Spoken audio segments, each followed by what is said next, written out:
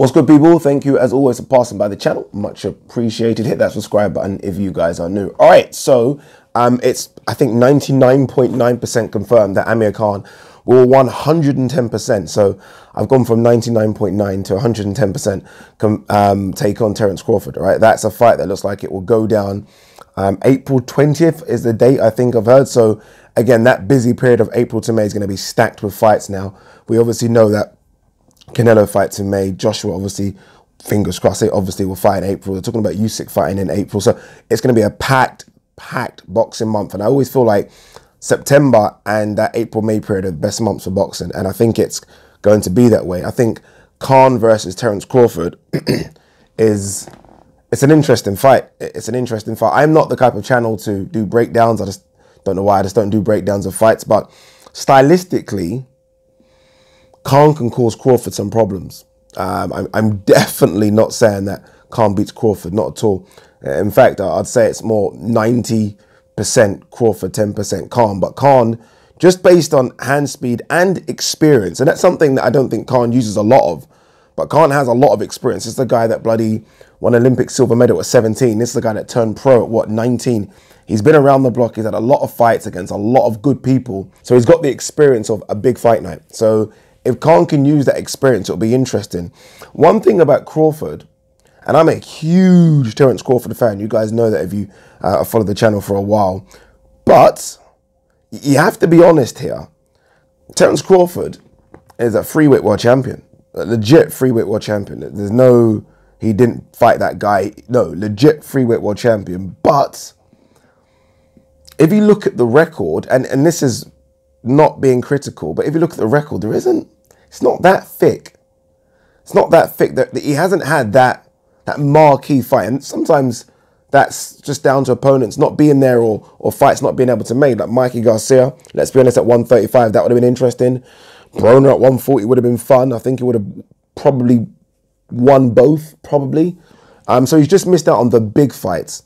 So we haven't seen him in against what you'd call a top contender. A top contender.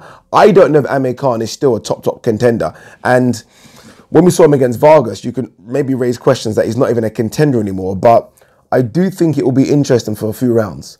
I think Terence Crawford will show why he is pound for pound number 3 or 4 and probably will stop Khan late. But I wouldn't be surprised if Khan asks a few questions. Back to Khan.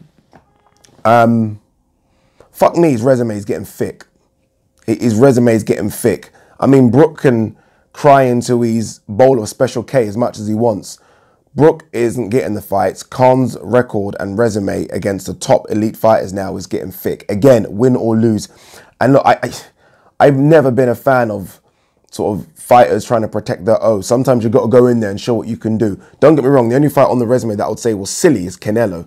But other than that, Khan has been in there against some top opposition. And once again, he's in there against a top ranked opposition. I actually do think this is probably the highest ranked opponent he's ever fought. I don't think Khan's ever been in there with a guy that is considered at the time, even when he fought, I don't think Canelo was at the time, a guy ranked top 3, top 4 pound for pound. So it's a big test for Amir Khan, but one that I think he will do well in, but ultimately one I think he will lose. There has been talks about this probably being his final fight. I don't know where those rumors have come from. I don't think that's the case. I do think that if he gets smashed in a couple of rounds, then that's it. I have said that.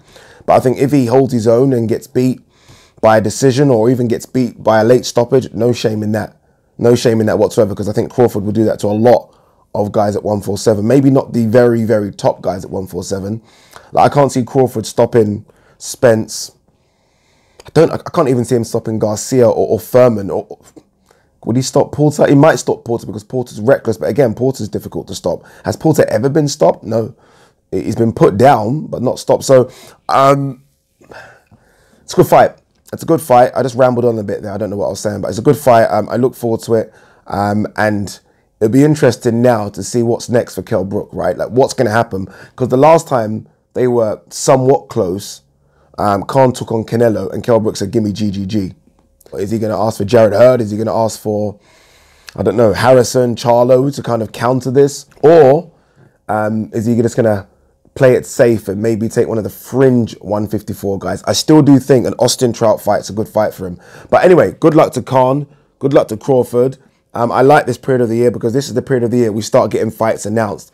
And this probably will be announced officially next week. And it's going to be a big announcement. There is talk about a press conference next week in America. So that'll be interesting. What would be good if Terence Crawford came over here for a press conference? I think the first time we saw Terence Crawford, the only time we saw Terence Crawford over here was for Ricky Burns. It would be nice for him to come over here as well and see that he has a ton of fans in this country. But yeah, well done for Amir Khan on getting that fight. Well done indeed.